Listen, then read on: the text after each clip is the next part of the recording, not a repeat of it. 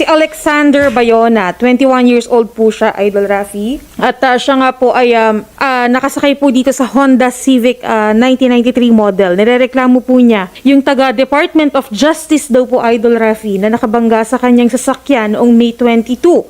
Dakong 11:34 po ng hapon sa Sinagtala Street, Batasan Hills, Quezon City, at nakasakbit daw po ito, Idol, ng baril.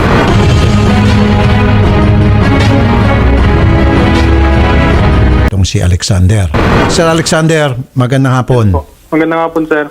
Okay, very clear to me na lasing po sa kanyang pananalita etong si Mario Clary. Hindi siya ma-out-out ng mga pulis. Ba't hindi siya pinatigil ng mga pulis at bakit hindi po siya in-inspection yung kanyang baril? In-inspection po kaya lang po pag nagsasalita po yung pulis sa kanya, siya po yung nagpapatahimik sa pulis. Pinapatahimik niyang pulis? Opo. Holy moly! Sana mag-gun! Tumatahimik naman yung pulis. Opo, kasi sabi pinagayabang niya po na kilala siya sa buong Batasan. Ano po yung pagmamayabang niya? Na yun nga po, kilala po siya sa buong Batasan, Big 7 po yata. Sino rin mga yon? Hindi ko po kilala, sir eh. Okay. Big 2 siya. Merong Big 1 up to Big 10. Siya yung pang number 2. Opo. Hindi siya sinupalpal?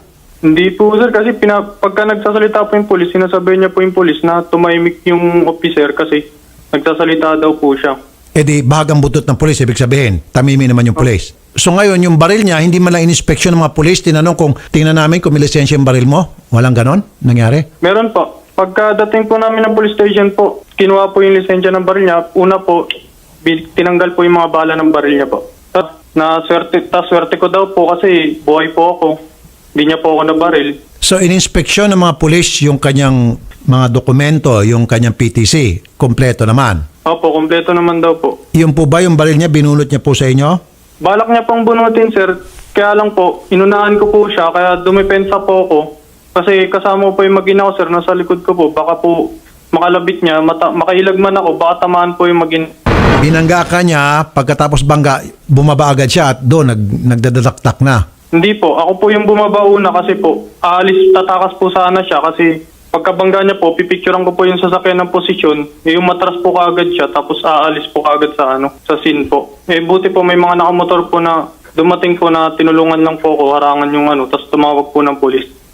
Kausapin natin si Police Master Sergeant Tommy Larienas, PCP2 Deputy Commander, hepe ng mga nag-responding police. Sarge, magandang hapon. Magandang hapon, Sir Idol Rafi. Sino ba itong mga Big 1, Big 2, Big 3, Big 4, 5, 6, 7, 8, 9, 10? Kilala niyo po itong grupong to? Sir, hindi namin kilala yan, Sir. Chairman Jojo Abad ng Batasan Hills. Chairman, Yes po. sino po itong mga Big 1 hanggang 10? Kilala daw sa Batasan to. Ito lang po yung pinakasiga. Ito lang po yung mga astig sa lugar nyo.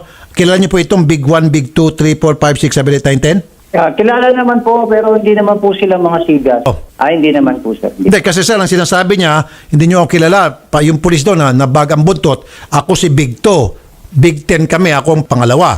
Wala naman, sir. So far, wala namang nangyayaring ganito sa barangay. Maaari nga po siguro sa harap nyo, pero pagtalikod nyo po, Chairman, marami pong inaapi-api ito. Wala kayong kasalanan dito, Chairman. Ako po ay nagtatanong lang po, kumukuha lang po ng informasyon sa inyo. Wala kayong kinalaman dito, Chairman. I'm just getting some questions from you, or information from you, if you will. Apo. Okay. Idol. Nabigyan nyo na po sa akin yung information na yon, sapat na po yun. Salamat po, Chairman Jojo Abad. Sir, magandang hapon po, Chairman. Maraming salamat po. Sarge. Sir, then yung problem progress doon sa Sinagtala. Kasi kami doon sa location, yun nga, sir, nakita namin meron mga nagkakagulo doon. Pinalapit ko, sir, yung mga tao ko, dalawa. Okay. Tayo. Alright. Sir, nung nakalapit na sila, saka siya na ko lumapit, sabi nung mga tao doon, may baril daw yun. Ngayon, kinanap ko yung baril. Nandun lang pala siya sa kasama ko, si Tayo. Big boys pala to eh.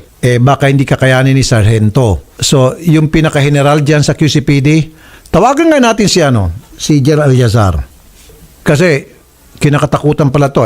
Sinusupalpal yung polis, tumahimik ka dyan, tumatahimik yung polis. So, ibig sabihin, siga talaga to. Ito yung pwedeng tawagin sigurong warlord.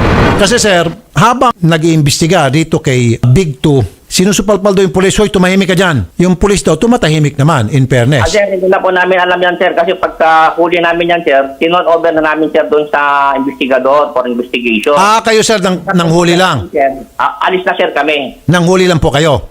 Yes, sir. Nanghuli lang, sir. Nanghuli lang. Sir, nung nadala namin sa stasyon yan, balis na, sir, kami. Tinone-over na namin sa investigador. Pero nakita niyo po, sir, yung posisyon ng sasakyan at ang may kasalanan po sa nakabangga talaga itong si Alexander. Sa tingin ko, sir, kasi nasa gitna siya rin sa sasakyan, sir, yung sports car.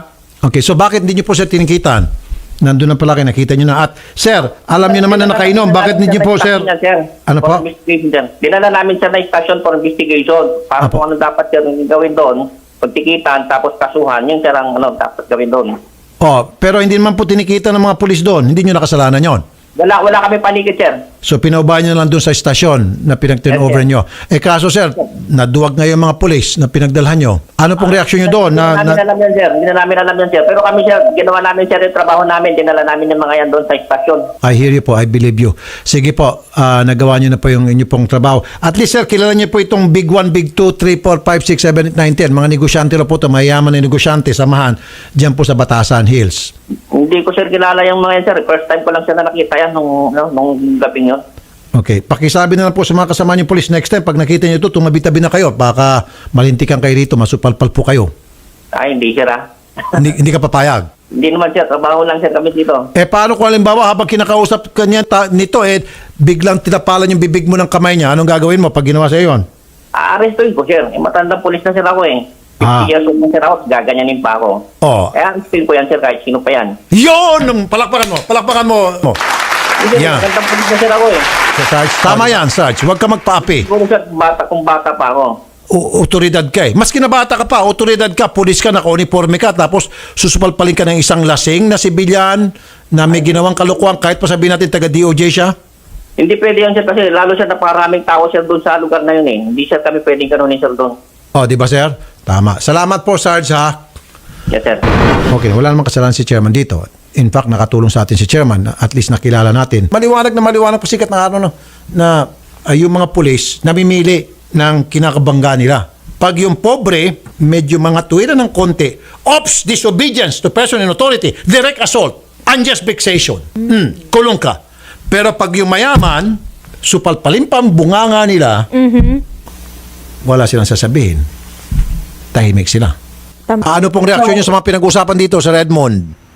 Okay, anong pwede may kaso kung gugustuhin ng mga pulis sa isang lasing, sibilyan at nakabangga ng kotse at yung pulis habang nag-iimbestiga, pinapatahimik, sinusupalpal yung pulis, binabastos. Meron bang pwede, kung gugustuhin ng pulis, meron ba siya pwede may kaso doon sa lasing na nambabastos sa kanila at sinusupalpal sila habang inimbestigahan?